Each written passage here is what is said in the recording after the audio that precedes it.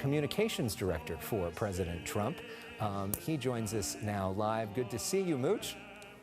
Alex, great to be on. Thanks for bringing me back. All right, so you have helped to craft the communication strategy for the president. You've been in meetings with him, coming up with the language. Clearly, the president is trying to frame this election as Joe Biden is for mob rule, Democrat-run cities are a mess, I'm going to keep you safe, I'm putting more cops on the street.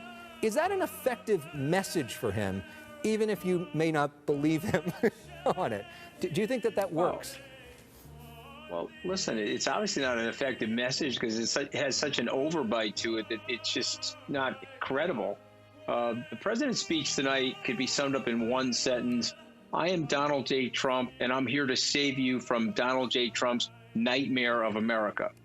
And so I don't understand how he's going to win on that. He's trying to pin the rioting and the looting and all this other stuff on Vice President Biden. Vice President Biden hasn't been in office in 3.5 years and was never president. So all of this stuff is happening in Trump's America. And I don't understand how they think they're going to get away with that. Now, they've got 40% of the vote because they have right-wing media pundits doing mental gymnastics, trying to convince people that the president's playing four-dimensional chess when he's actually sitting there eating the chess pieces. So he'll have a group of people that will stay with him, but he can't win the majority of Americans. His only way to potentially win, Alex, is to reduce voter participation. That's why he's removing the mail sorting machines and so forth. This is going to be a disaster for him come November. What do you make of the staging of all this as a former communications director? That shot that we're looking at now of the White House, of the fireworks tonight, of the way that this was all presented, the contrast to Joe Biden speaking in front of an empty room, speaking in front of a crowd. Does it work for him? Again, it's going to work for his ardent supporters. Listen, the White House is gorgeous. It's arguably one of the most beautiful buildings in the world. What he's doing at the White House right now is actually illegal.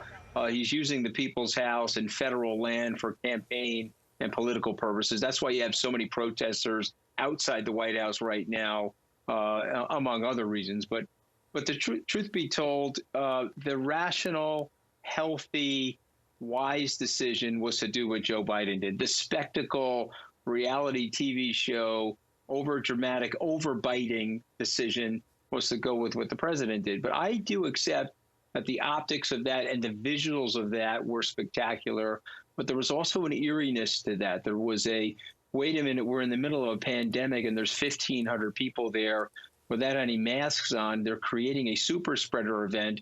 And remember, Herman Cain died as probably a direct result of what was going on in Oklahoma that night.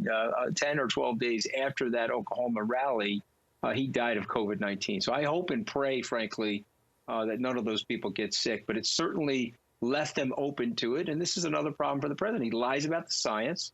He's politicized things like wearing masks. And the average American, there's a good 60% of the American people that are tired of this stuff. And 67% of the American people are saying they really dislike the way he handled the crisis. The question is, of course, will those people vote? Anthony Scaramucci, thank you so much. Nice to see you. Thank you for sharing your views. You and me are voting, Alex. You and me are voting. I am definitely voting, just not saying how. Appreciate